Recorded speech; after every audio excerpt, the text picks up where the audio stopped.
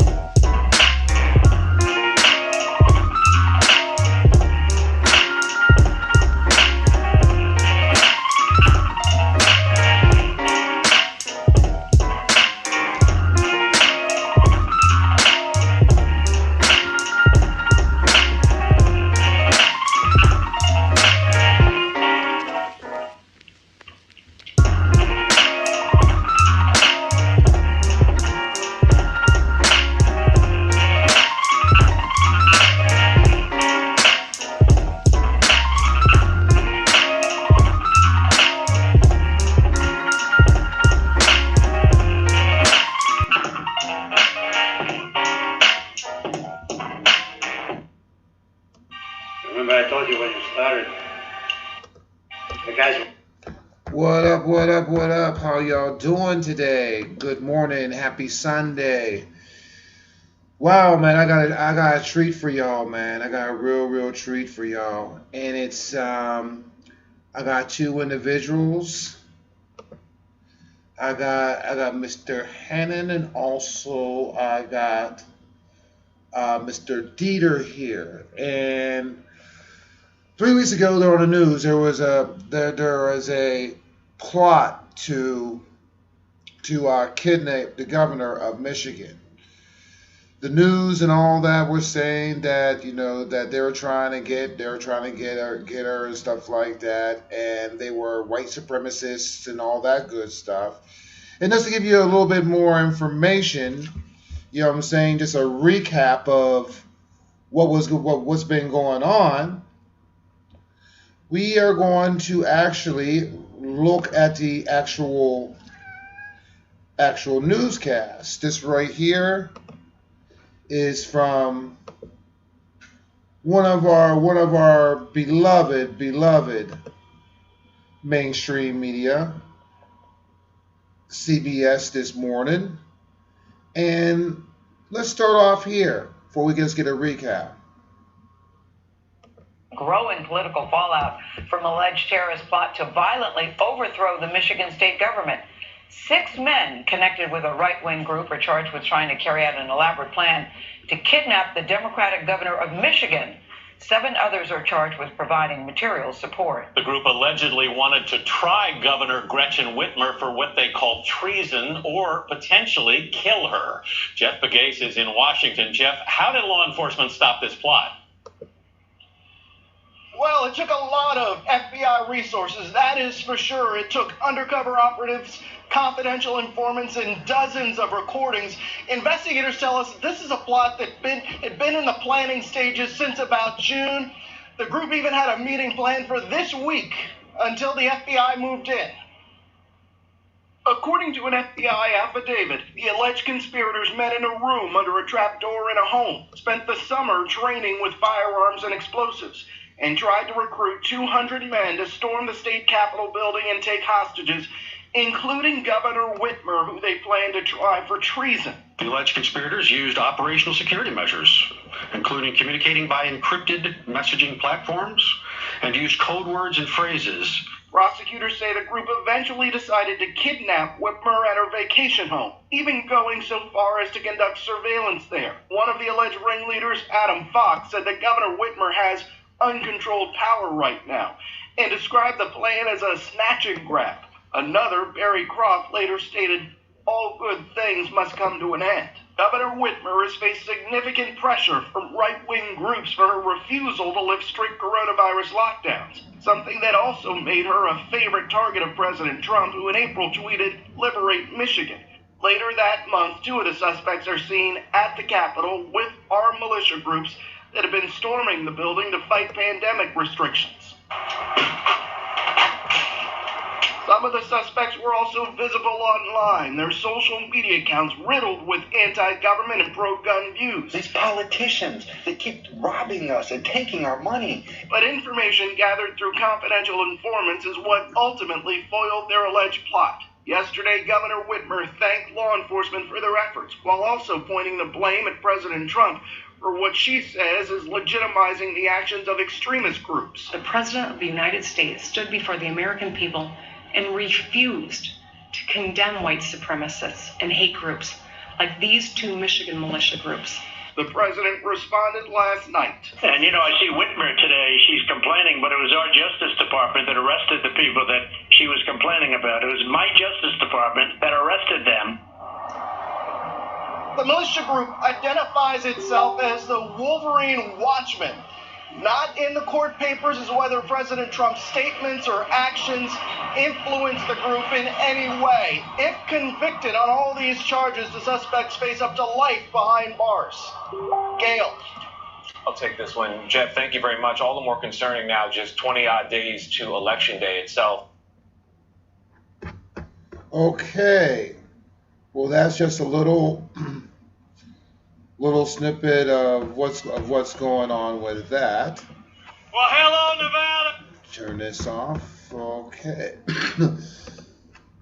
Excuse me. But right now, I'm going to introduce Byron Hannon and Jeremy Dietz, and we're going to talk about this and what the press was talking about, and then we're going to go into the truth. And now Byron, me and him have talked to him in the past, and we talked about that. We talked about that report. You know, what happened to you? What happened when that report actually came out? Well, it's probably important to correct that. But the day that they actually released the report, my Facebook was up earlier that morning. And then about 11 I ended up having two federal agents Right. and question me about my involvement with the people that are being charged for these alleged crimes. And what I knew and what I could tell them or one way or the other. You know, basically they wanted me to hope that I think they were hoping that I would give them information that would help seal the report. Right. You know, so that's pretty much what that day involved with me. You know, was them coming and basically showing up at my door and trying to get me to give them information that didn't exist. All right. Did they come in suits or anything like that? They seemed like they were police investigators, and honestly, they were really. I would say they were polite with me. They didn't overexert themselves. Right. Did they come in suits or anything like that? They seemed like. Sorry, I'm having audio difficulties right now. My phone's actually retarded, but. Okay, how about? Oh, go ahead. You know that they never showed a warrant or anything. And like I said, they were polite. I gave them the same courtesy of being polite. You know, I basically pretty much told them what I knew about the situation because I was at my own meeting in Dublin, and I was also at a meeting in Peebles, Ohio. Okay. You know, and I also let them know where I stood on, the state of how things were going and what's going on in the country, and really the active attacks on trying to incarcerate good, honest citizens that are trying to actively stand up and try and do something to stand against this tyranny that we're all being forced to. Okay. How about you? What happened that day when the actual reporting started going on? I'm getting a bad echo. I don't know what these are. It's really bad for me. I was at work, and about halfway through my work day, and then I started the articles where people had been arrested. I saw that they were sourcing all of this to a meeting in Dublin, and I had attended. And so when I read the article, I knew they were lying. I knew they were not telling the truth.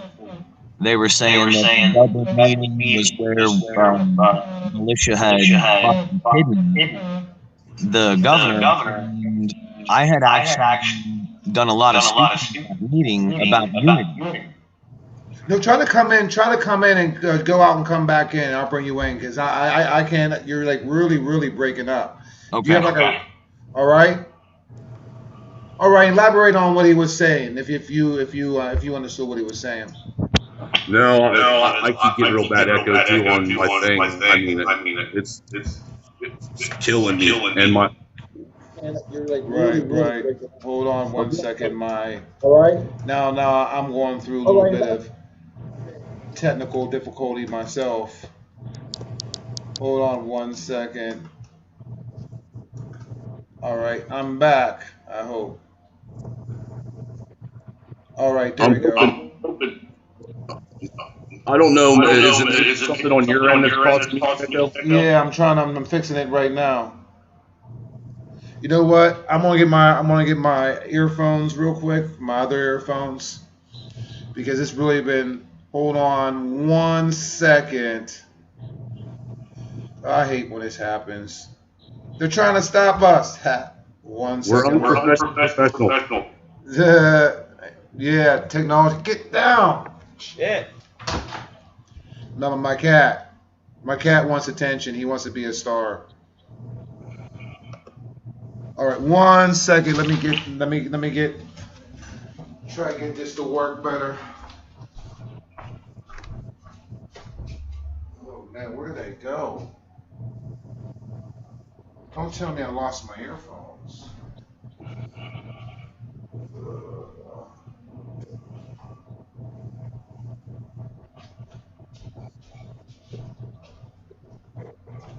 Wow. Oh, here we go. Okay. I'm going to plug these bad boys in.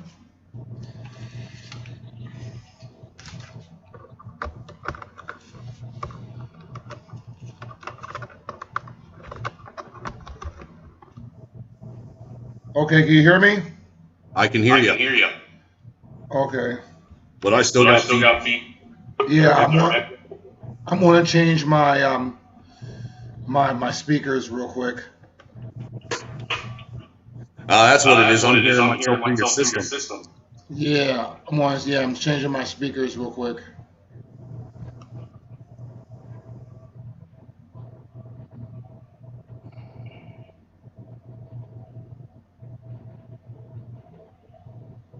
All right. Test 1, 2, 3, 4.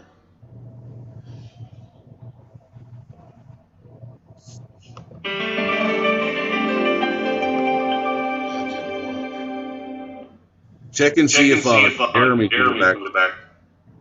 Right.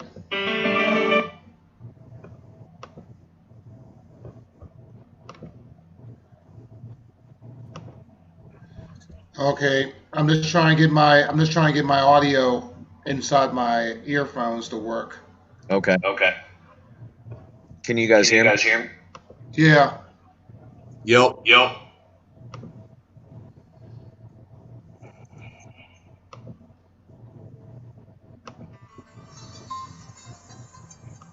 Wrong ones.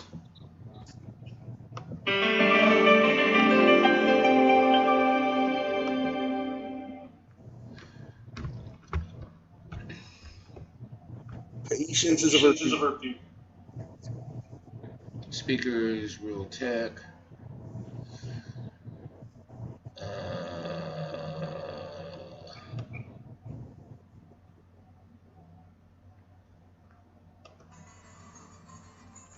Okay, that's better. All right, you hear me? Yeah.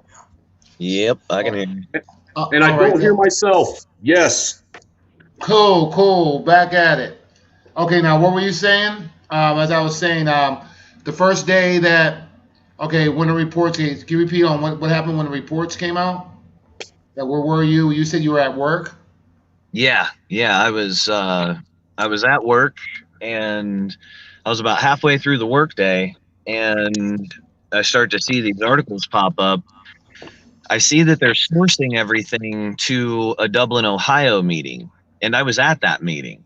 And I'm hearing them say that this is where the plot began to kidnap Governor Whitmer, and it wasn't true. When I was there, I was speaking on unity. In the articles, they say that that meeting was the beginning of a recruitment effort. And they're not entirely wrong. They're using the truth to tell lies, because the recruitment effort was for militia and patriots to better be able to reach out to the black community, because we've been painted as racists. that we're supposed to be a bunch of white supremacists, just basically lunatics, man. And that's how they've built us. So we decided to go right after that. So they were right. It wasn't a lie that the meeting did talk about a recruitment effort, but it talked about how is it that we can fight this media narrative, this mainstream media narrative, and be successful. And that way people know that we're trying to reach out to all of our countrymen or women. This is one of the reasons why they're trying to stifle us and get everybody to think that we're a bunch of hateful racists. Right. It's because our narrative for over 10 years in this country has, and this is why we're so dangerous. This is why they say a lot of stuff about us that isn't true. They really don't have a choice, because we are the only group in America that is grassroots, that is saying, listen, if you are one of my countrymen or women, it doesn't matter the shade that you come in. The people that have power do not care about any of us. They don't care if you have money. They don't care if you're poor. They don't care if you're old or young or black or white. Their goal is to put all of us into submission. Their goal is to make sure that we are all fighting each other, that we believe so-and-so is a racist and so-and-so is a bigot. And we can walk into a room and have a million reasons to step away from everybody else in the room. We're good at separation and division. What we're not real good at is unity. And that was the focus of our discussion, was how do we break that barrier? And my answers were to just be real. Understand, it will take time for us to learn how to heal one another. And in that reality, we don't tell people like, hey, we need to be best friends, da da da da da da da. We respect how this nation has been taught to hate itself. So our solution is, look, we know that people don't trust each other. We know, let alone they don't love each other. All right. We can call ourselves the United States of whatever, but we're not united. And we need to be. So let's be real. We see that we have an enemy in our body of governance. These people are traitors and liars. They don't give a damn about any of us. They need us to fight each other. So let's recognize that. We don't have to be best friends because we don't know each other and we've been taught to hate one another. Right. So let's stand together with the common knowledge that says, that's what's real, is that government is here to basically kick all of our asses, man. They don't care. They need us to fight one another. And if that's our priority enemy, then nothing comes before that. We stand together with the common sense that says we stand to lose everything collectively. And that's their goal, is more power and influence for them and less of everything else for us. Right. And we got to recognize that.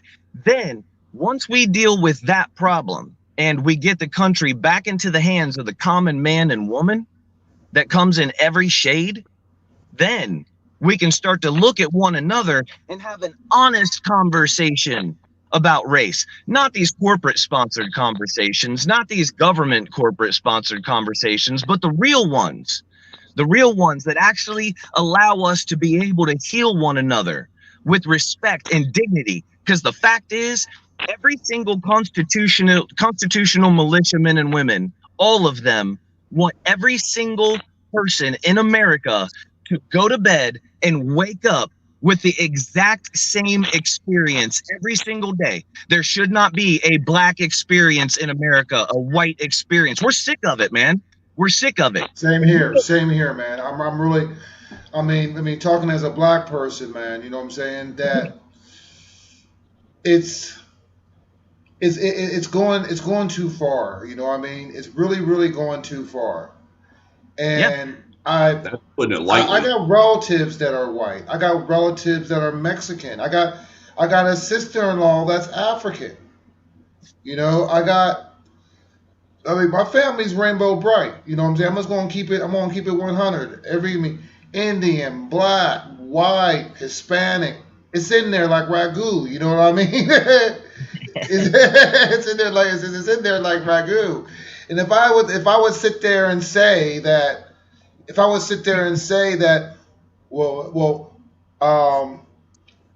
um, we as black people and just black people segregate ourselves, or we all have to unite and fuck the white man and stuff like that. That makes me a hypocrite because of my blood family members. Well, you know what I'm saying? And my married in family members. I'm Scotch, Irish, Dutch, German, and Blackfoot Indian. So when I get drunk, I get mad at myself for stealing my own land.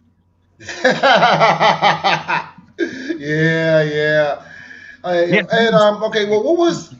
Did you have any relationships with these people that was involved inside this quote unquote kidnapping? Yes. Yeah, we knew a couple of them. All right. Tell me about these people. Well, all right. Mike, let me go first if that's cool. We'll give you the video of me giving my part of the unity discussion, and you'll see one of the first 6 that was arrested, a gentleman by the name of Barry Croft, and his name has been used a lot in the media. And they've said, share that video? Could you share that video and share that to me? Yeah, I think I shared that on your Facebook page. All right, let me go check that out. Either I shared it on the Facebook page or I may have emailed it to you. So we had Barry right next to me as I'm saying the things that I was telling you, that look, we've got to be able to see what's really happening here and be able to stand together just for our own preservation. Just if we care about the people that we love, we have to understand this. And as I'm saying that, Barry is next to me in the video, shaking his head yes, and then showing his tattoo that says "We the People." You know, that's supposed to be your racist right there. As I'm talking about our countrymen and women of every shade coming together to recognize and realize the truth, Barry Croft is right next to me with the anti-racism message.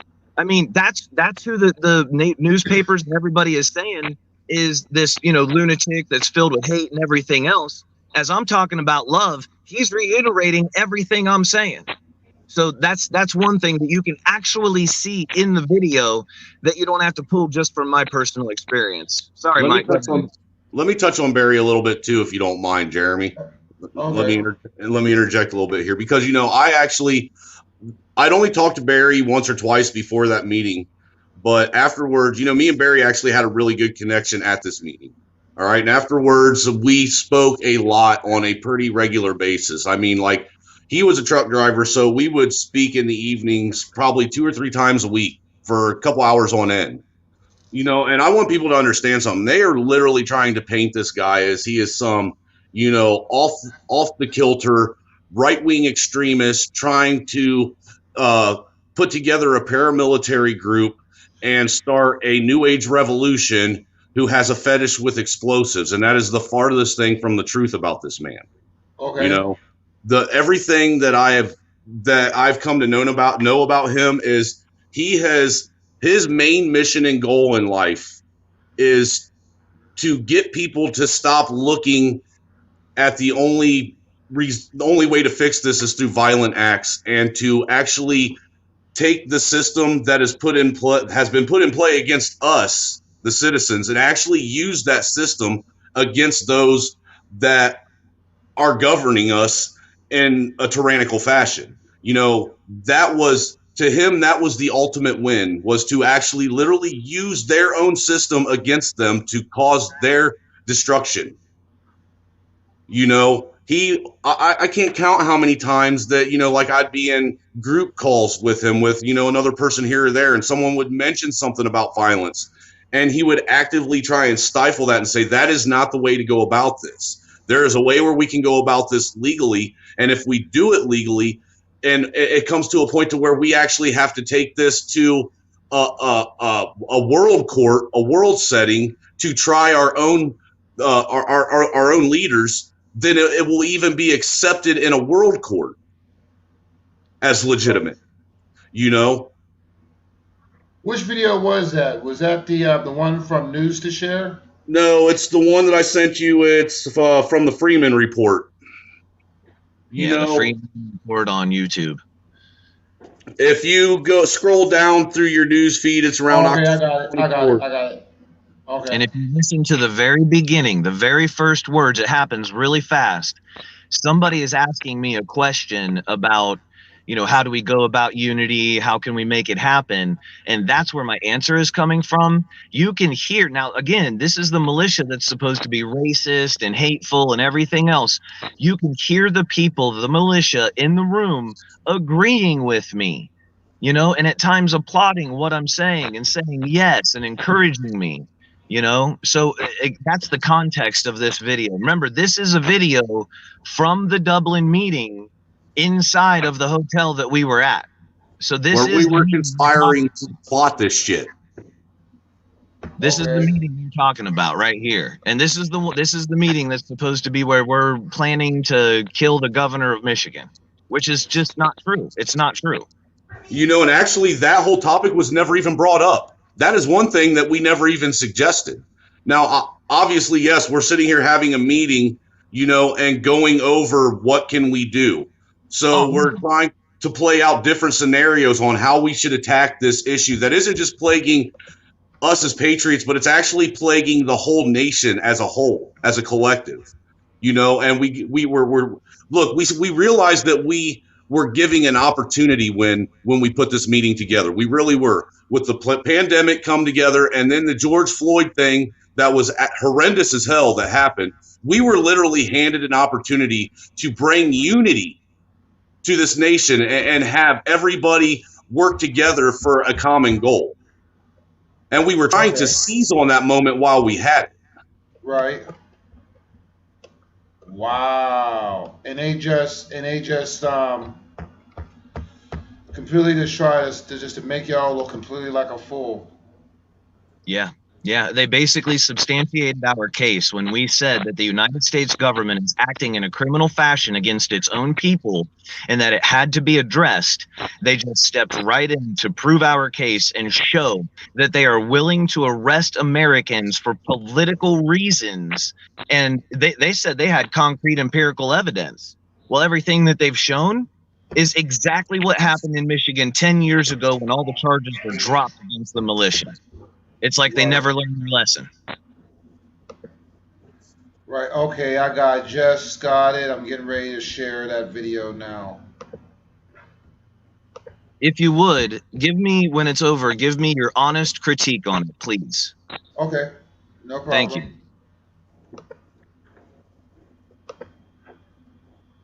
All right. Let me know if the audio comes. I said it's going to share the audio too. All right. So let me know if you hear it. Do what? Go back to our community to what? This may be our first and greatest initiative. It's echoing. Our land. You hear it? I can hear it, but it's echoing. There's nobody coming to heal them.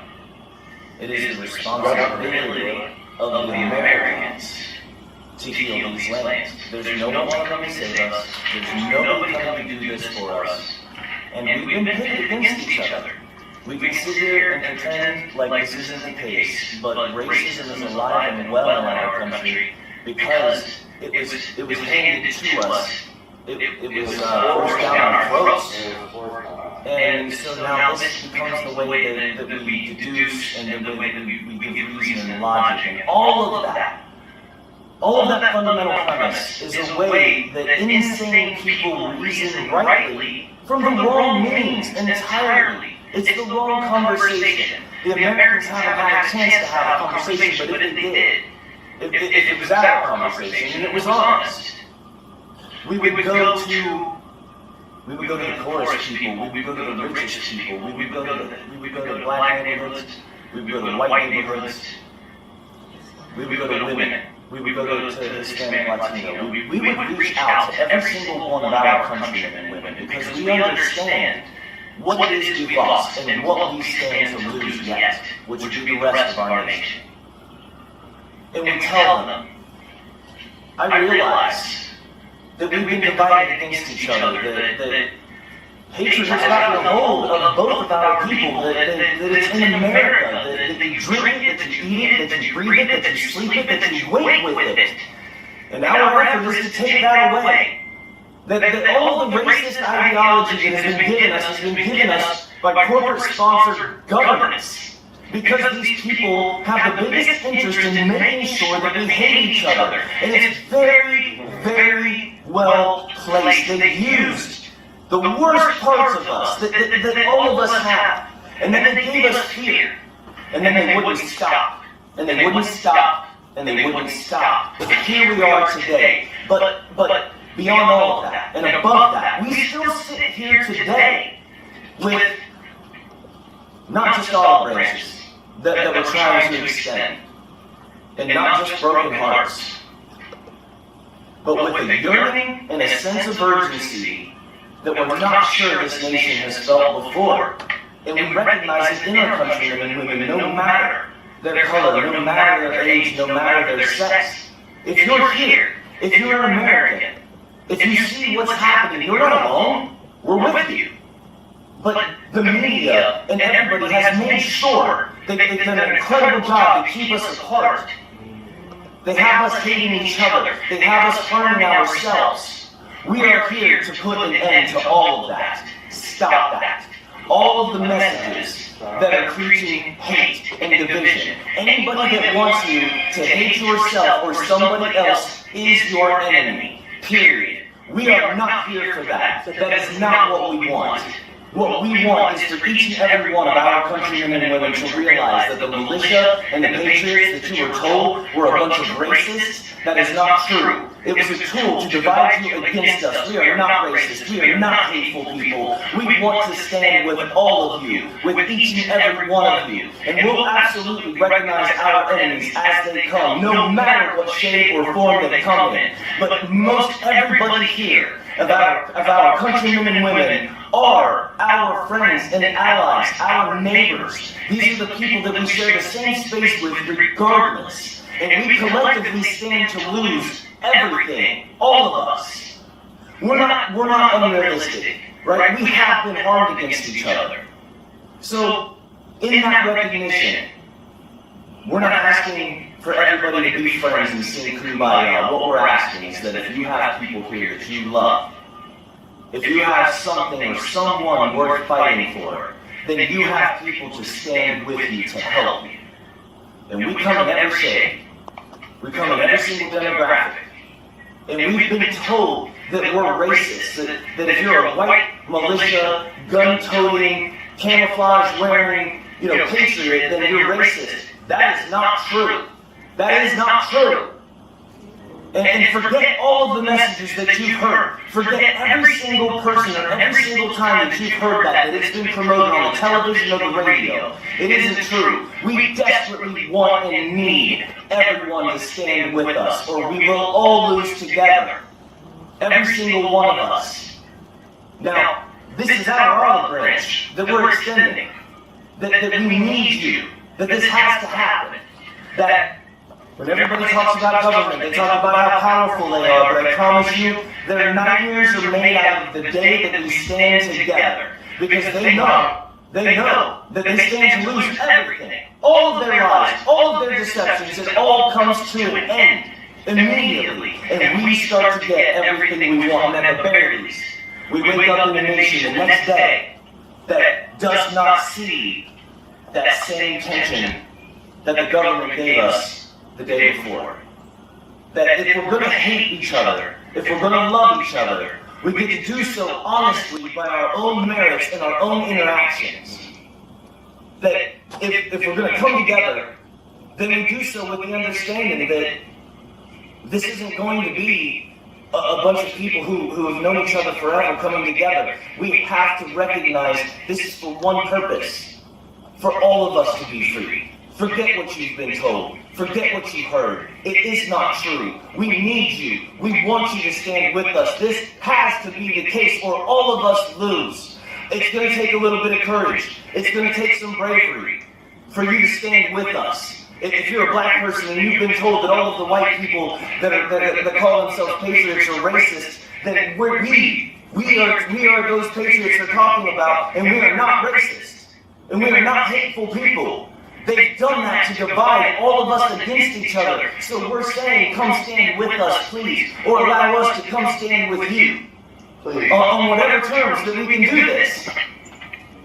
Look at what we've lost. And think about what we stand to lose. Let it circulate however it does inside of you, but please consider it. Please give it an honest consideration, because this nation, collectively, its heart is broken. And none of us want this. And we want to get it back into the hands of the common man and woman. And the common man and woman, their hands come in every single shade. Every single shade. That's what we need. That's what we want. Thank you. If you do what? Go back in our community. Wow. You know what? I'll be honest with you. It's the truth. You know what I'm saying? I mean, it's the exact thing that I want. You know what I mean? It's the exact thing that I want. And it's what we all want. I mean, I don't see a lie there, you know? And you said it. And now you see, and I appreciate that. Thank you very much. And by the way, thank you for your time today. Thank you for having us on and allowing us here and to have this discussion. I think now absolutely people that see that, now they see why those guys got locked up. Because we weren't a tyranny movement. We weren't a lunatic movement. We're a unity movement. And we have guns and we know our Constitution. And we want to put guns in the hands of every single one of our countrymen and women that are willing to fight for freedom. So, of course, we're dangerous. Of course, we're scary. We know what the constitutional rights are. We know why the Second Amendment exists. And it's not just for white people, the way that the media tries to portray us as. It's for every single person here, man and woman. And, dude, think about it. If we stand together, like I said, it's over. It's over. And they know this. Yeah, we get what we need. We get what we want. And we can actually, I know this is hard to imagine, man, but I'm not letting go of this. I don't care what they do. I don't care if they lock us all up. I'm not letting go of this. I know that it's true. That if we do this, we come together, and there can be a day in America where we, for the very first time in generations, do not wake up with that same racial tension that's been handed to us. It's not ours. That shit belongs in the past. Let it stay there. What are we going to do now? Now that we are here, what are we going to be remembered as? And these are our goals. And when the FBI heard this, they got scared to death of what it was that they thought we were capable of. And now they're locking up our people. But that's the meeting. That's the Dublin meeting. And it was after that they said that everything started. Well, maybe now you know why. Right. You know, you got to understand that not only do we want to make sure people, you know, are armed with, you know, the weapons for their Second Amendment right, but we also want them armed with the knowledge. Right. And the information that is necessary, because this knowledge and information that, you know, people like me and Jeremy are constantly out trying to share and give to people is in and of itself more dangerous than those weapons that you know, they want to tout about the Second Amendment. Knowledge and this information that we are trying to get out to the people, that is the most dangerous weapon we really have. And that is why they are stifling it. That is why they are trying to paint us as racists and trying to paint us as extremists and trying to get people to ignore our message and blow us off and think that we are ill-informed and have bad intentions for this country. Look, there are many of us that are actively willing to give up everything for people we don't know. We're willing to risk our lives and our families' lives, to save this country. Yes. And that's all we want, is to save this country. What are we going to leave our children and our grandchildren? Right. You know, because this hate is unnecessary. It is unnecessary. Really is, it really you know, is. and the truth of the matter is, if you really look at things, there was a point where it looked like the racial tensions were finally starting to come to a head in this country, and people were actually finally starting to have respect and understanding for each other. And that's when this whole racist point that they keep trying to push got blown right back up again. And like I tell people all the time, they got to start looking at this racial issue like it's a living, breathing organism, because that's what it is to them. And what happens when a living, breathing organism knows that it's about to die? It will grasp at and it will do anything in its power to stay alive and stay relevant. And that is exactly what they're using this racism, tout for.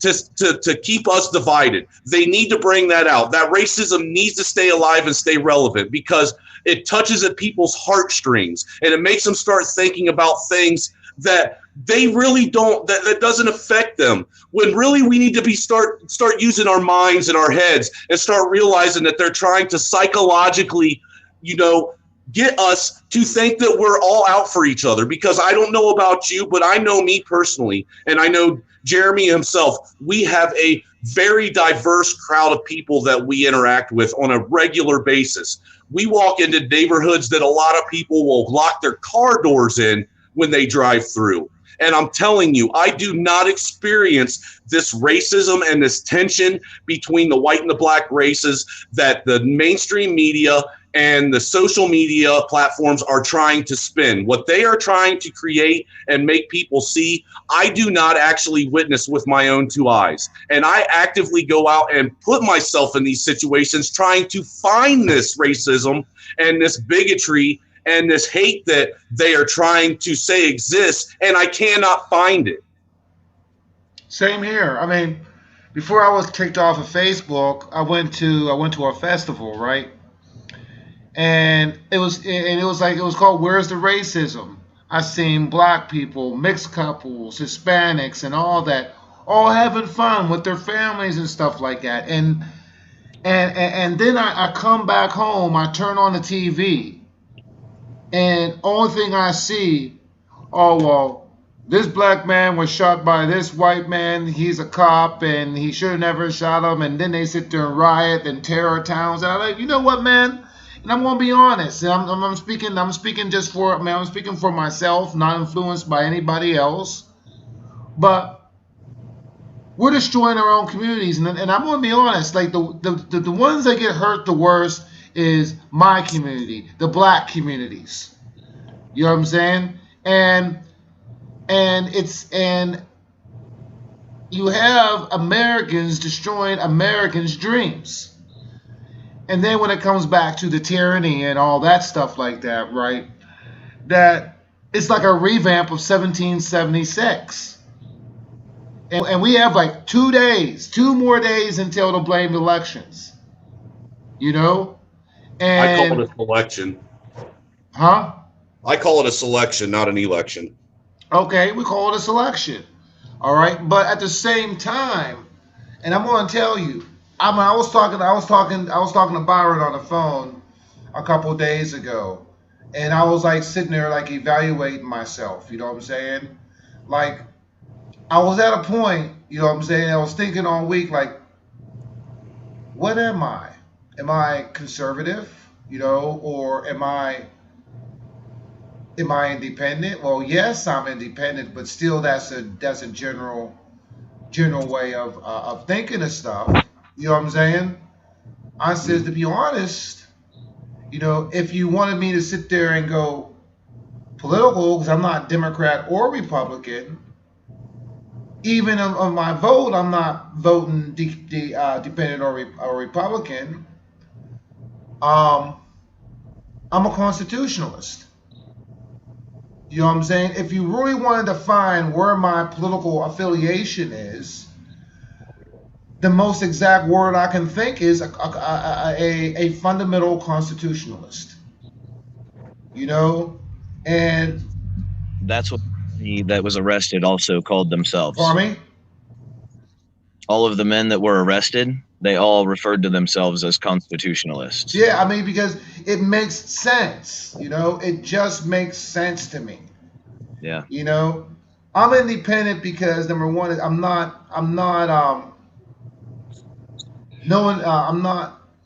influenced by other people's point of views. I've never been. All my life, I've never been influenced by other people's point of views.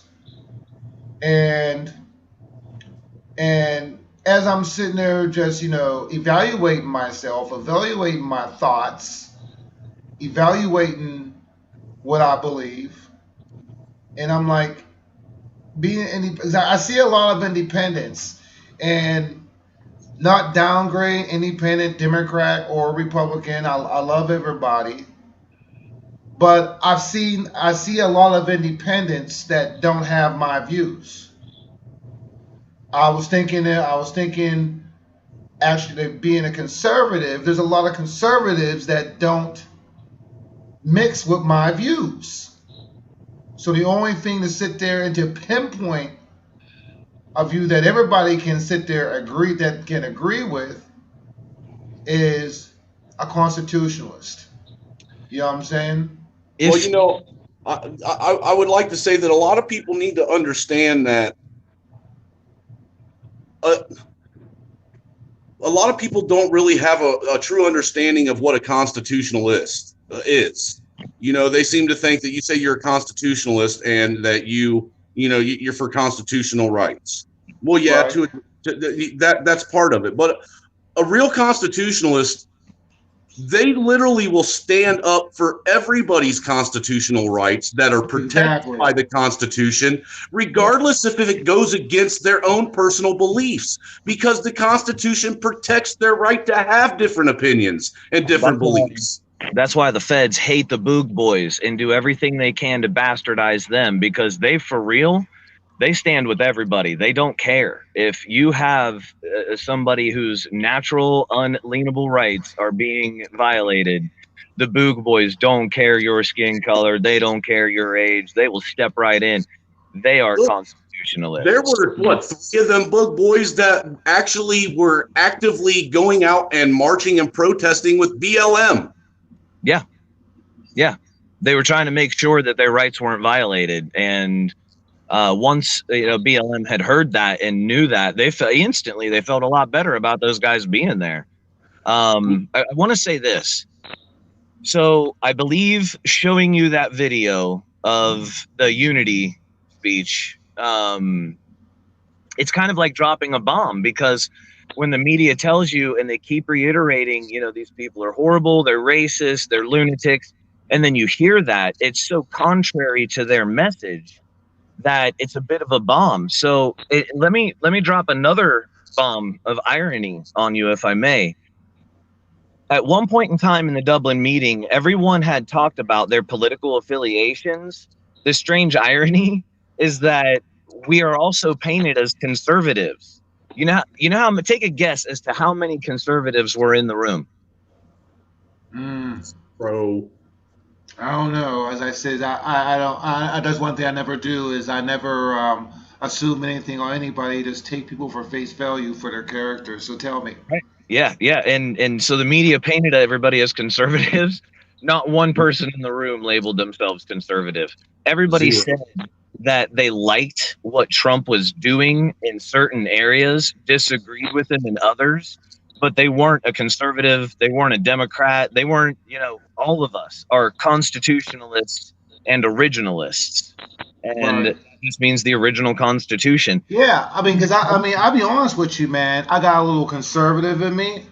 If I sat there and if I was going to go, okay, if they wanted to sit there and paint a picture, right? If they wanted to sit there and paint a picture, all right. The picture that would be closest to me would be a classic liberal. Right. Why do I say that? Definition of a liberal is leaning, but I lean more conservative. Right. Reason being, I'm classical liberal is because I'm an artist. I have to me, I don't think you can do art without having some sort of being a liberal with you, because I like to think out of the box. I think against the grain. They really kind of believe in less government, and conservatives believe in fiscal responsibility. Right. Their original platforms, the actual platforms for their parties, most people have no idea what they are. There's 3 things that conservatives are supposed to be conserving. They're the anti-slavery party. They were the actual formal movement of abolitionists into the modern age. Right. they, there was all kinds of misconstrued beliefs. If JFK said today what he said in the 60s, they would shoot him again, and he would be shot by today's liberals, because that would be considered extreme conservatism. He was a Democrat. What you find with the people in the Dublin room and the people that were arrested is that they identify their political culture through their spiritual beliefs. Yes. What this is a reiteration of where the constitutional rights come from. And they don't come from men. Those are natural rights given to us by our Creator. Right. So we reiterate the political position by reiterating our spiritual and religious position as well. Those are intrinsically tied. And I like to use the word religion because people even got to misconstrue what religion is. The reason being is I say that is because if you look at Acts, Peter, John inside the Bible, religion is taking care of the orphans, widows, and helping the poor. That is religion, and quote by quote verbatim, that is what's accepted by God. What happened in the past 2021 years, you know what I'm saying, has been changed. The church became bastardized, really, is what happened. Yes, and people, well, you're religious. I says, no, I'm not. You know what I'm saying? Spiritual. I'm not. Well, and I use both terms. I said spiritual and religious. Religious is kind of the common day tongue. There are some people that are going to be fine with it. There are others that are going to know what you know. Religious is what is continuous in practice. So, Right. Spiritual is kind of a new age term. So there are older Christians who aren't going to like the term spiritual. There are newer Christians or Protestants who may not like the term religious. That's why I said both. I'm trying to encompass But the idea. in a good book, you know what the disciples referred as other followers? I believe brothers and sisters. Disciples. Disciples. I didn't hear the question. I apologize. What did disciples consider other followers of Christ? Disciples. Yeah. So yeah. people forgot the whole thing about discipleship. Mhm. And discipleship is an ongoing thing. In order for you to people sit there because today for me, Christian itself is just a swoop on a tennis shoe, a label like Gucci. You know what I'm saying? And a lot of Christians get mad at me about that. You know what I'm saying? It's nothing more than a blanket label. Right. It actually means follower of Christ. Right. Which comes from the base word is Christos in Latin. But the thing is that what it means and what it's become are two different things. We all are aware of Exactly. You know what I mean? Churches today, when's the last time you went to church and you actually heard a priest actually speak out of the book and give a true message and not sit up there like he's Tony Robbins and give you an inspirational speech to make you feel better about all the evil you did throughout the week, to get ahead. Even if there's a good message, if that's a 501c3 church, you might as well walk out. They're not allowed to teach that homosexuality is a sin. They're not allowed. There's a list that they have to sign in order to be a 501c3 that says they're not allowed to teach those parts of scripture.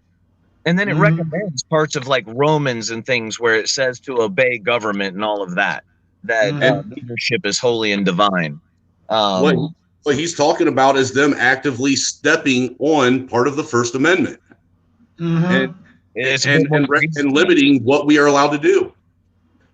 Yeah. And see, the Patriots are standing against all of this. We understand it takes a long time to cultivate culture. We are very pleased with being born in a place of Protestant culture. There is nothing wrong. There is nothing racist or prejudiced or bigoted with us wanting to preserve what is ours. And in that, we recognize that there are 501c3 churches that we also do not agree with. We do, once again, the heart of this being our criminal element body of governance. It was governance that stepped in, that said, sign this for your tax status, with all of these preconditions. That wasn't us. That wasn't the people. We didn't do that. That was government that did that. That was government, once again, perverting another system that they have no place in. Government's responsibility is forts, ports, and 10 square miles in DC. That's it. And when the American people do not realize that the government has no place in healthcare, that's not the responsibility of government at all. And anytime you put government in the position of responsibility, historically, from Amtrak to healthcare to anything they put their hands in, they bankrupt it and they screw it up. That's why you see when you go from private insurance in the private sector to now being public and open to government, control and regulation, it's garbage now. It's absolute garbage. So that's your perfect example. And we are against all of these things. Now the FBI comes and arrests our friends, says they have empirical evidence. Next thing you know, they're being used as political tools, political pawns, and political weapons. It didn't even take 12 hours for the press releases and the press conferences to come out of Whitmer and different FBI agents and prosecutors to start releasing all of this info, on these people were racist and they're conservatives and they're all of this, even though we have video evidence to show that is not the case and that's not who we are. It goes directly against their racist narrative. It goes directly against their extremist narrative, and it actually speaks to the opposite effect. That's the truth. Right. And if everybody can recognize that your government does lie to you, has betrayed you as common practice, then why would this be any different? Why wouldn't they lie about me? Why wouldn't they lie about you? If it serves their purposes to keep all of us separated, that's exactly what they'll do. They have every of their best interests in doing so, because it's a multifaceted attack against all of us. All of us. Mm-hmm. All of us are under attack. And if we recognize that and stand together, there's nothing they can do. We get everything we need and want, and they know that, and they're scared to death of us. They're scared to death of our unity. Picture it in your mind. White people, black people, everything in between, all standing shoulder to shoulder with their gaze fixed on their state house. Nationwide, this is happening. Ladies and gentlemen, we get everything we want. Everything we've ever down right now. I think like Marwan, like this. 2020 for me is the year of preparation. 2021 is going to be the year of reckoning. You know what I'm saying? And I'm the first to tell you, I don't want it to come out violent. Do I think it's going to come out violent? For me, it's a flip of a coin right now, 50-50. This can go any way now. You know what I'm saying? It can go any way. I mean, to be honest with you, I can't even predict it. I can't even predict it because from what has been seen through this whole year, and the thing that really pisses me off is that we as a nation think that we are all alone in this. You know what I'm saying? It's a global issue. Right. You know what I'm saying? This is a global issue, man. You know what I'm saying? And me, that's why I call the spin, because everybody got a spin. Everybody got their idea. Everybody got their idea and something. But we have to come to a understanding of what we want and what we need. People don't know that. My dad tried to teach me that all my life.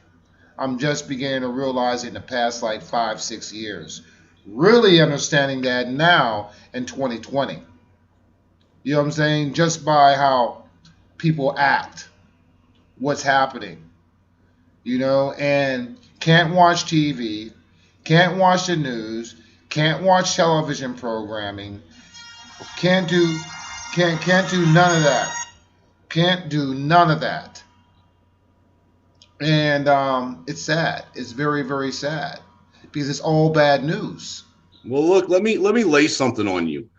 Jeremy had touched on the fact that, you know, these prosecutors and these federal agents are stating that they have empirical evidence to, you know, to incarcerate and label these guys as right-wing extremists and paramilitary.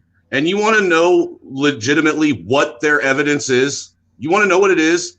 Facebook comments about, you know, being fed up and, you know, the traitors to this country needing to be tried and hung for treason like we did back in 1776 when this nation was founded. Governors being drug out and put into court and held accountable for their tyrannical acts against their citizens. The Congress as a whole being, you know, tried for treason, for treasonous acts against the American people. These are the, you know, these are, it basically is their empirical evidence. The basically the feelings and beliefs of true good-hearted Americans in this country just voicing their opinion about the government that is trying to put a stranglehold on their freedom and liberty. But at the same time, like I said last night in my live stream, we got people like Loretta Lynch, who was an attorney, who was calling for the open sedition against government and agility for violence and to accompany goals of the left. We have senators like Tim Kaine calling for liberals to fight in the streets against Trump and his supporters. And then you have big tech business owners that are literally putting genuine threats out to the president. And I quote, this man said in detail, I am going to kill President-elect Trump. I am going to get a sniper rifle and perch myself where it counts. Find a bedroom in the White House that suits you, motherfucker. I will find you. But this is labeled free speech from our elected officials and from big business and from actors and activists on the left, but real people, true people that have love for this country and the people of this nation that voice their opinion. They are saying that that is no longer free speech. That is an active threat, that you are trying to incite riots and panic and start a new civil war just by putting out facts and truth. Mm-hmm. Oh, believe me, I know, man. I know. As I'm kicked off, I was kicked off of Twitter, and my whole Facebook was taken off. So I know exactly what you're talking about. You know, saying that. The other thing that a lot of people aren't aware of, and I just actually shared the video with Jeremy the other day, when they were having the Senate hearings for big tech. Mark Zuckerberg actually said during the Senate hearing, this whole Michigan, the governor of Whitmer alleged kidnapping was brought up. He came right out and said that he got a hold of the FBI 6 months prior to this happening to sell these people out, and himself and his platform deemed them criminals.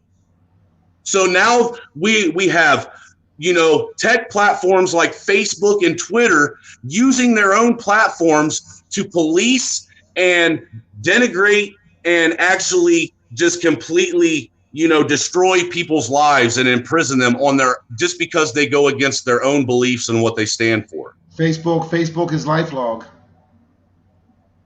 You know what I'm saying? Facebook is LifeLog, owned by the NSA. You know, people need to understand that this whole thing with those guys up there in Michigan, all it is a political stunt. That's it. This is all for political gain. You know, there's a reason why Whitmer instantly pushed the Trump supporter and the white supremacist narrative. None of them guys support Trump. Not a single one of them support Trump. They think he is just as tyrannical as everyone else sitting in a public office right now. Every single one of them. I promise you. You know, and not a single one of them are white supremacists. Mm-mm. None of them actually are in any position of power to be a white supremacist and to be able to suppress anybody.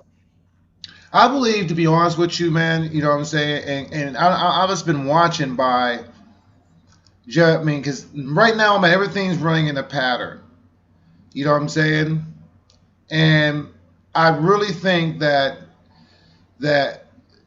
I really feel that Trump wants to do the right thing, but he got one hand tied behind his back, and he just can't use both hands at the moment.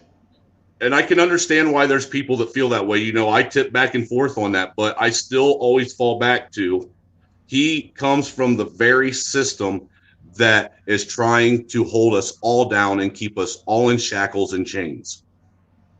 Yeah, I mean, I see that dealing with the. I was like this. I don't trust the party. Okay, that's my biggest thing. I don't trust the party. You know, and that's why I'm looking at that because of the past. You know what I mean? And also at the same time, you know, he has both sides after him. You know what I mean? But he was an actor before he was a president, and most of them people in political power, there's a reason why they're labeled as actors. Yeah, I understand that too. You know what I'm saying? So it's like this, man. That's why I says I'm in prayer. My faith is with no man. But I put my faith in God, and that's it anymore these days. Right. But let alone is we gotta see the blessings for we can maneuver through this, if it's even possible. But as the good book says, you know, this is all written, that this is what's happening, and sooner or later, you know what I'm saying? Because here's where I'm at. 2021 is not what I'm really worried about. It's 2024. Actually, 2021, if you think about it, 2020 is leading up to Agenda 21. Oh, yes. Agenda 21 leads into Agenda 2030, which leads into the Great Reset and the New World Order. Yes. And it just depends on how we're going to take it. Which one you want. You know, you want to come fast or you want to slow down. But all in all, man, the inevitable is the inevitable. You know, and one thing I can agree with is America first. Americans first. You know what I'm saying? And what I can say to other countries, their countries first. Get rid of the bullshit inside our country and get rid of the bullshit inside their countries, for we can all meet in the middle some way, somehow, at least for a little bit. Hey, Jeremy, would you say it's safe to say that there is a reason why after us other 8 participants in this Dublin meeting, who were all visited and interviewed by the feds, would you say that there is a reason why none of us have ever been visited again or asked or to be subpoenaed to court to testify? I think, I had to talk to a detective. I know everybody else had to talk to somebody in law enforcement. I've wondered about that. I have no idea if they're willing to lock them up on what could only be considered scant evidence and circumstantial at best. Why didn't they lock us up? Why didn't they lock everybody up? You know, right. So I have that same question. And then as far as example, yeah, I think, you know, maybe they just felt like they had the best evidence on them.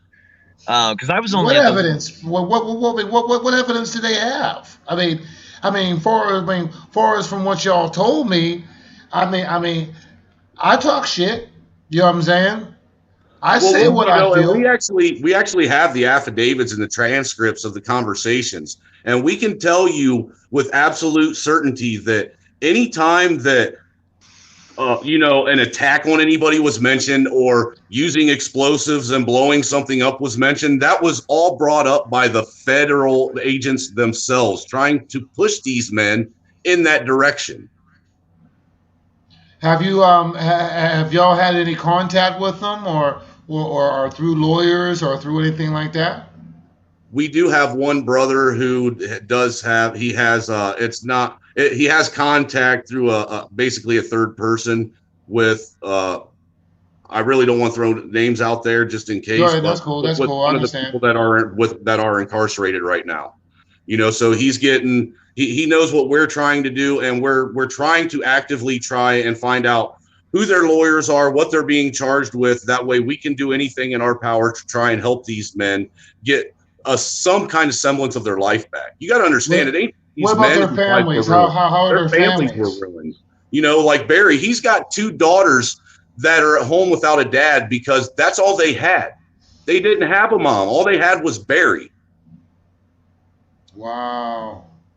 You know, and this is going on with everybody that's involved. You know, it isn't just them that's being drugged through the mud. It's their entire family and their children and their reputation and any chance of, you know, having a prosperous future. They are doing everything they can to completely just beat down these individuals so they will stop. If it wasn't for Jeremy and another brother of mine, they almost had me beat down, did they not? Yeah, it's normal that, you know, look, if you're a normal person and you have to talk to feds or federal authorities, I don't care who you are. That's unnerving, man. That's crazy, because the reality hits you that these people are locked up. Some of them have charges that carry life in a federal institution. And it makes it very real, you know, that what in the hell is going on? You know, as surreal as it seems, you know, it's still, it hits you, and it's very unnerving. It takes a lot of strength to be able to stand against a federal government that has colluded with China, Hunter Biden, Hillary Clinton, Burisma. I mean, this list goes on and on and on. Rumsfeld. The FBI, the reason these people haven't been arrested is because they've colluded financially with them. This is the same FBI that is allowing the Socialist Party to assemble in Columbus, Ohio on November 4th from 6 to 9 p.m. to do direct action. Does everybody remember what direct action was the last time? Because that was how we got our cities boarded up, was their direct action. So, you know, they're allowed to do all of this, and they're locking up patriots that are on video speaking an anti-racism narrative. Man, it's right in front of you. It's for everybody to see. It's right there in front of you. Yeah, it's not even being hidden anymore, man. Yeah, it's true. I just don't see how people can just to believe the hype, man. I don't see how they believe the hype. I don't get it. I mean, even there's people that I grew up with, you know. I think this has to do with inundation. You know, this media. Again?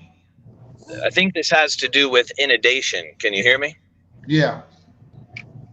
The government, along with media, has been inundating the American people for a very long time. They are conditioned. They are harmed against themselves and others, their own countrymen and women, and that's what we're looking at, man. You know what? You know what really gets me about this? What? Why didn't I why wasn't I affected? I mean, maybe I'm answering my own question. You know what I'm saying? But I mean, I want to do a survey about this. Like, how much TV do people really watch? Because you know why? I don't. I haven't really watched TV on a regular basis since I say 1994. Can I give you my my hypothesis as to why you are not affected the same way? Yeah, please. Are you a child of God? Yes. There you are. Yeah. One of the scariest parts that bothers me the most about living in this time is there's something in the Bible that seems very surreal. It seems like it would be magical if it happened. And it talks about the eyes and ears of people being shut to the truth. And if they hear the truth, they won't believe it and they won't recognize it. And I got to tell you, when I watch these videos of Antifa, BLM, Black Bloc, and people are trying to engage in dialogue with them, when you see their reactions, because now they've been taught critical race theory, you know, their entire scholastic career, that's really unnerving. That's really unnerving because those people behave in the way that's described in the Bible. And if you're a child of God, you're going to know the truth. You're going to see the truth. It's going to be revealed to you. And if it's revealed to you, you know, what does it say? It says that it's something that cannot be undone. You cannot unknow the truth. And I believe our answer to this part of the quandary is right there in front of us. When Yeah, the church, I think my question is like how? I mean, you know what I'm saying? I mean, because I mean, even like when I do like my own little personal blogs and stuff like that, and I say it, I'm like, you know what? I can't wrap my head around it. I can't wrap my head around these people's logic, the Well, way they look, think. you got to go back to what he said when he asked you, "Are you a child of God?" Okay, Yes.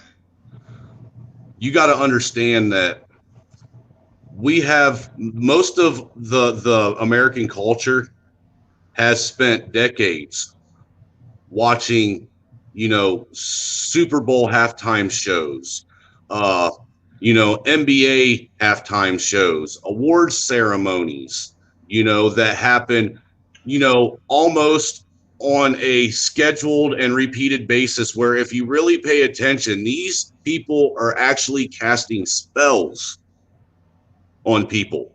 Yeah. There's spells that are being cast on the human race, and it's a spell. They're spells of blindness and a deafening of their ears. That way, they don't see and they don't hear the truth that is actively being presented right before them. can I say something about that? Right. The church at the time of the Reformation had disseminated literacy, and it was spelling, you know, to how to spell a word. Well, that's also how you cast a spell, is you incantate or you conjure through chants that are repeated, and you'll write them down. That way you know them. And if you've ever looked, my family, when I was a kid, I grew up in the occult. I didn't grow up in a Christian church. I grew up in the occult. And the way that you incantate, the way that you do things is when you go through the books, you'll see it's all written, because that's spelling. That's how to cast a spell. And that's what Mike's talking about. So before people, you know, just think like, man, that sounds like some lunatic fringe stuff, read your history of the Reformation. And when the church did that and disseminated what we would call literacy or spelling, they understood they were giving the people an incredible power, and only did so because they felt they could keep that power under wraps. Now, that's a pretty incredible thing, to give people the ability to be able to do that. I don't know how old you gentlemen are. I'm 41, and I remember when I was a kid, there were still commercials on TV about adult illiteracy. Yes. You know, so, you know, literacy is still a new thing, you know, if that gives Right. people an idea. So, because most people, like our industries and our industrial revolution, that was all done by people who couldn't read or write fluently. Right.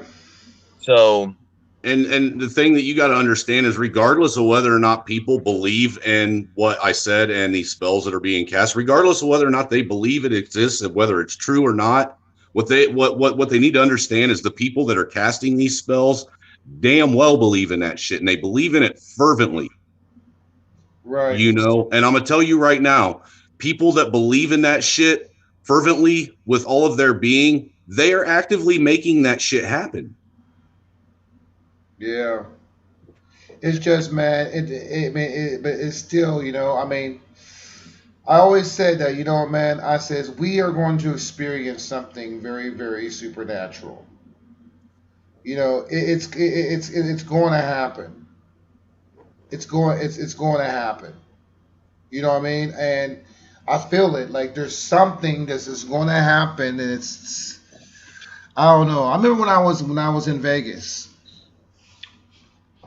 and the only thing I told people was that it's going to rain. You know what I'm saying? It's going to rain like Noah, and I have to build an ark, and I don't even know what that ark is yet. Only thing I know that, and I don't even think that even Noah knew what an ark was. He was just told to build it. Yeah, you know what I'm saying? Well, look, you got to look at. Sorry, go ahead, Jeremy. Something tells me you're doing it. Yeah, you know what I'm saying? I'm still, I'm more clear, but I still don't know. Well, you got to understand that there's a reason why there's a reason why there's certain people that are literally being brought together right now. You know, there is a reason for this. There's a reason why I met you the other night when I found out you literally lived 40 minutes from me. There's a reason why I met another brother that wants to bring me and Jeremy onto his platform here soon. That's from Lima, Ohio today. Right. You know what I mean? There's a reason why these connections are being made, and there's also a reason why there's certain people that are not affected by these spells that are being cast and that are able to see clearly while they're watching the same programming as everyone else. Exactly. You know, because I watch the same news, I watch a lot of the same programming, you know, because it helped, you know, I have to be informed of what my enemy's doing, you know? Exactly. Really. And if I can watch that same programming that is being used to manipulate others and not be affected, then there's a reason for that. There's a reason why there's a certain number of people and a specific, you know, if you look at the group of people that can really see clearly through all this, a lot of them share a lot of the same background. A lot of them, you know, have had either a troubled childhood, have had a rocky path in their life, have had things thrown at them that the average individual would call it quits on, you know, and fold up like a cheap lawn chair. Whereas I believe that there are certain people out here, you know, ourselves included, that have actually been conditioned throughout our entire life to be able to bear the burdens of others and to be able to bear the weight of the sorrows and the pain that we're going to have to endure just to put out this message that we were put here to put out, because that is what our mission is. To me personally, I mean, how I got started in this, I came from the entertainment industry. All right, I've met a lot of celebrities in my life. I know a few personally, which I'll never drop their names. You know what I'm saying? Right. And you know what I'm saying? And it's I loved it. Music. I was into hip hop. I did my own shows. And I remember back in 2000, this was before 9/11. I had to go to a CMJ music convention in New York, right? And it was a business meetings. I used to work for this company. I used to work for this company, which I ain't going to drop its name. And they sent me and my legal counsel of the company to New York City and another representative to do an equity proposal with BMG Records. So, anyways, I'm in New York City. Any of y'all been in New York? I drove past it when my dad was a truck driver. He refused to go to New York or any of the 5 boroughs. I've been to the city and I've been to upstate. Okay, well, I was in NYC. This is during the CMJ Music Convention, and then the rest of my party, they went out. They were going out. You know, they're going out to a place that I didn't want, that wasn't in my skilo to go to. I just declined. You know what I mean? And I went back. So after all the meetings and stuff like that, and then also went through the convention, I just walked down. I was walking down the boardwalk, and I forgot what that plaza was called, where they have the Christmas tree at. I was walking by there, and they were having a drum circle. Now, I used to go to a lot of drum circles when I lived in Florida. You know what I'm saying? And stuff like that. So basically, you know, even though the entertainment, hip hopper, you know what I'm saying, did also at the same time did a lot of filming, you know what I'm saying? Filming movies, music videos, that kind of stuff, yada, yada, yada. I was walking by myself and I ran into these people, all right, in the drum circle. This one person says, you're in the entertainment industry, are you? And I said, yeah. You know what I'm saying? Yeah, I'm just here on business in New York City. That was my first time being in New York. And he goes, God's going to use you because you're strong. I sat there and I was like, all right, whatever. You know what I mean? All right, whatever. Yeah, God's going to use me. I was flattered, but I felt weird. You know what I mean? It was like I wasn't uneasy. I was willing to listen, but I was numb. You know what I'm saying? Because in a way, it just felt like it hit my spirit because this dude didn't know me from, you know what I'm saying? Know me from shit like, okay, man, I don't even know who you are. You know what I'm saying? And you're telling me all this stuff. And as years went by, these past 20 years, you know what I'm saying, which would be 20 years, actually 20 years this month. You know what I'm saying? 20 years this month. And he goes, and I look at it now, and through all my travels, all my experiences, and then it finally affected me inside of working inside the entertainment industry. And I really don't have a desire for it anymore.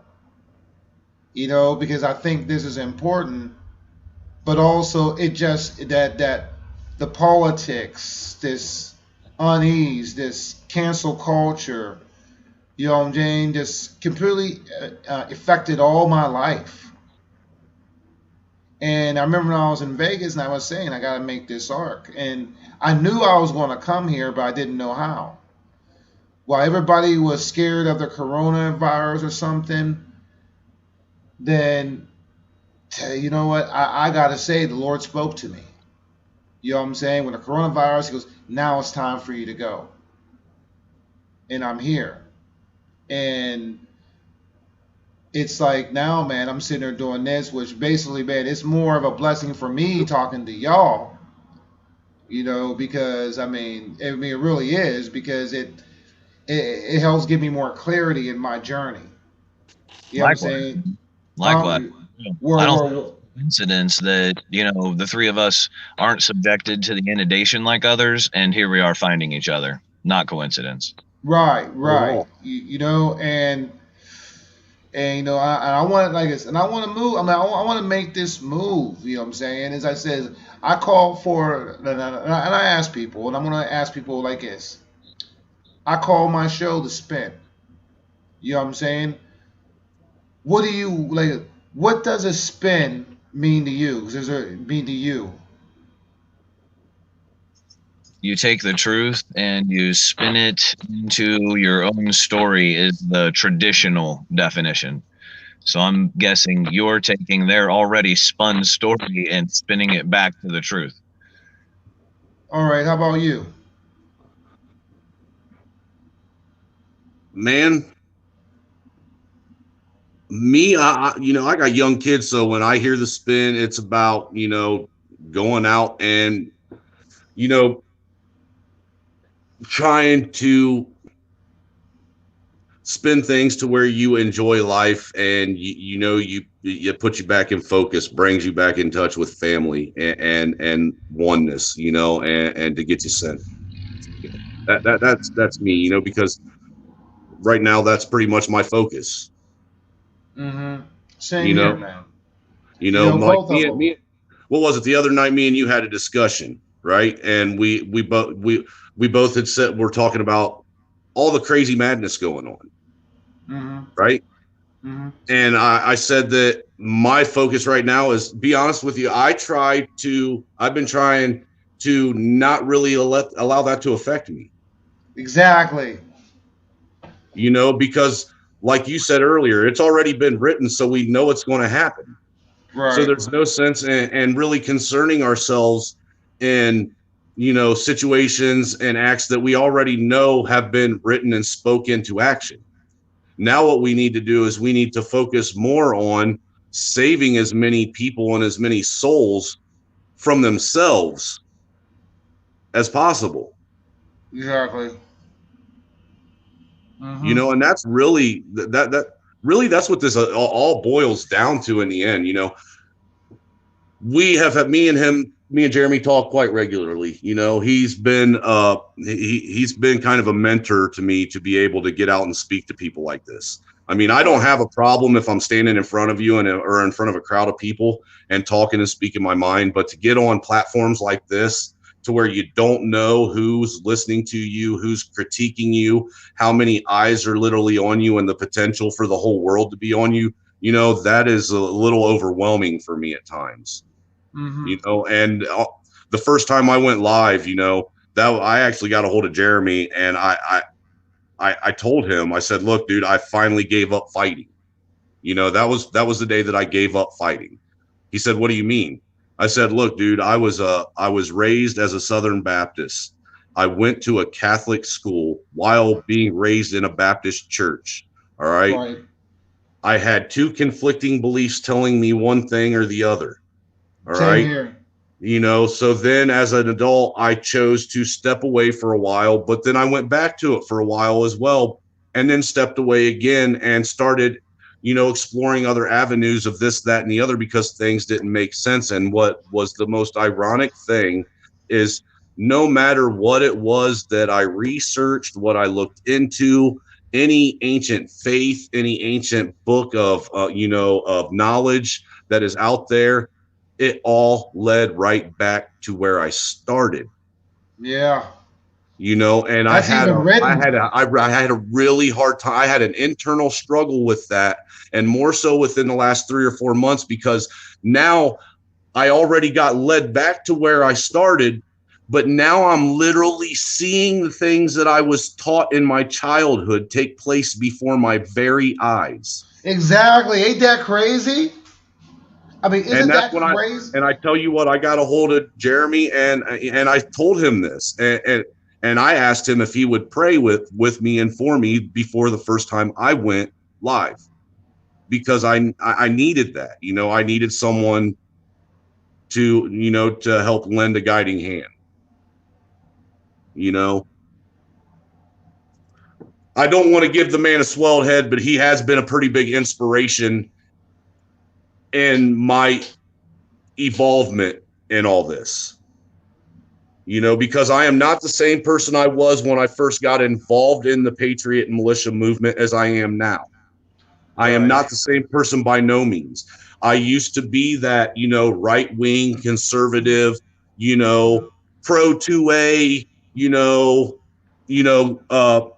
militia movement. And then as I started digging in and digging deep and really educating myself and, you know, surrounding myself with other individuals that had more information and more knowledge that actually helped, you know, educate me properly, my beliefs, my belief structure, and how I saw things really started to evolve as well, you know, to where I am now. As I'm thinking about this in our discussion,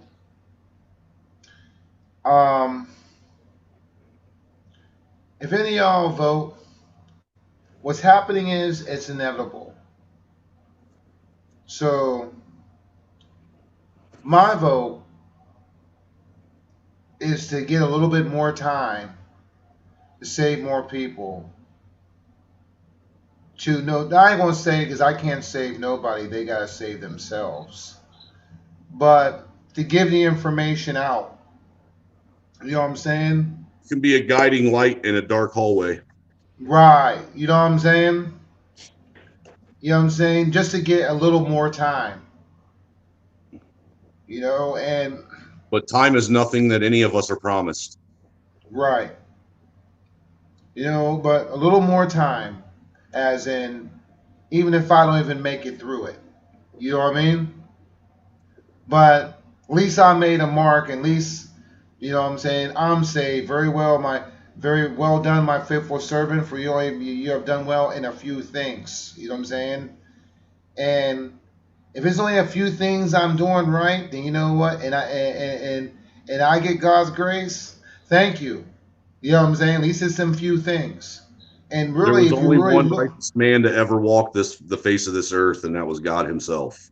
right, Jesus Christ. You know, and I'm like this, you know, if it's them few things, and that's leniency. You know what I'm saying? That's leniency if you only did good in a few things in this life, but don't take advantage of it. You You know what want I'm to know saying? what my vote's going to be for this election? You know, Mm. and I was going around telling people for the longest time that I was going to, you know, vote for, excuse my foul language, fuck off for president and eat shit for vice president. That was going to be my write-in vote, but I've changed it up. You know what I'm actually writing in? I'm What? going to write it for president. I'm writing in freedom, and for vice president, I'm writing in liberty. That's what I want for my president and my vice president. I want my freedom and my liberty back. And not just mine, but I want all my countrymen and women's freedom and liberty back. We need it. 1776, man. You know what I'm saying? You know, And I want people to not be afraid to be free men and women. You know, one thing that Jeremy has been saying over and over again, and I have been reiterating his message, the days of hiding in the shadows and trying to conceal yourself and trying to do things with some kind of OPSEC, you know, are over. We don't have that luxury anymore. We are spied on, we are listened to, we are watched, you know, on every level imaginable. So now what we need to do is we need to have a level of transparency like nobody has ever seen. We need to be open, honest, loud, and blunt and proud about what we're saying. And we need to just put it exactly. right out there, because if we're transparent about it and we don't hold back and we don't lie, we cannot be told that we are conspiring on anyone. That whole fucking bullshit conspiracy charge that they try to put on patriots in general can't be put on you when you're open and honest and your message is right out there for the whole world to hear, and you're being very honest and Exactly. transparent about it. And more people Exactly. need to stand up and let it be known that they feel the same way. I say in every live feed, the silent majority needs to not be so fucking silent anymore. They need to open their mouth and they need to let it be known that they see what's going on, they've had enough, and they will no longer be silent. Exactly, man. And you know what? As I said, is this what time is it? 12:46, and as I know, I gotta go back to work tonight. You know, we all have jobs, so I gotta get myself sleep. And you know what, man? Jeremy, end this with prayer. All right. And once again, I appreciate the opportunity, brother. I've enjoyed meeting you, and I appreciate the time today. Thank you, and keep it though, and keep in contact, man. Like when y'all have new stuff coming on about these Patriots, pray for them and all that stuff like that. And you really enlighten me about the militia movement, you know. And I'm down to help to spread unity, not to shoot nobody. You know what I'm saying? But like, because for me, it's only for defense only. You know, I mean, I was in the military, so I know what it's all about. As in, Service. what about the, you know, going out there, and I don't want that. I mean, and we all don't want that. You know Well, what I'm yeah, and saying? honestly, the last thing anybody wants is to push honest men and women into making a decision and doing something they really don't want to do to begin with. Right. Because those are the most dangerous people to mess with, because they aren't going to mess around. They aren't going to take their time. They're going to get the job done so they can have their freedom back. That's it. Yeah. You know, and we don't want it, man. We don't want it. I don't want it. I've talked about the same thing. You know what I'm saying? And you know, and like I says, man, thank you all for coming to the spin. Thank you Thank for you having. for the viewers and all that came, and also thank you to the viewers that see this afterwards. You know, I hope y'all learned something, open your minds. You Please know, share this message with people because it needs to be shared. right. And you see, man, this ain't about no white supremacy. You know, I love everybody, no matter what. And also, I always put this banner on there on my show. You know what I'm saying? I won't make this into a shirt. You know what I'm saying? Niggas, crackers, and spicks. So my, I like that. Yo, unity. You know what I'm saying? That's all what it's about. Make fun. I'll call it Chappelling it. Everybody's a target. Yeah, you know what I'm saying? Yeah. But if we can sit there and laugh at this, that's the only reason why I put it out there. If the left can sit there and use our own words and put another meaning on it, then damn it, I'm going to say this. It's a beautiful thing to just be real and put it out there in the common tongue that everybody can see and know exactly what it means. It doesn't have to be politically correct, and sometimes it shouldn't be. I know people aren't comfortable with that. However, as far as communication goes, some of the best communication, some of the rawest. It's raw, it's honest, and it's meant to be abrasive. So I think it's wise. I think it's a smart move. Did you guys want to end this with prayer? Yeah, Yes, give us a good message, Brother Dieter. Well, Lord, we appreciate this time, Lord. We appreciate being able to come together in your name. We thank you for the privilege of prayer, to be able to pray at any time and know that you're listening to us and that you love us. We thank you for being able to meet another one of our brothers here and to be able to feel the bond with him that brings us all together, which is essentially your love. We thank you for loving us. We thank you for being here. We thank you for the opportunity to be able to continue to spread a message of freedom backed by your grace, and know that we're not adequate to the task. We pray that you would help us to be so. And we thank you for all the grace and the blessings you give us. We pray for our friends, our enemies, and our families. And we thank you, Lord, in Jesus' name. Amen. Amen. And last and not least, what I always do in my show, Mr. Zuckerberg, and what's his name from Twitter? Oh, I can't remember. Bezos. No, it's Jack Dorsey. Jack Dorsey. To Jack Dorsey and Zuckerberg, fuck you with a smile. Peace. Thanks again, man.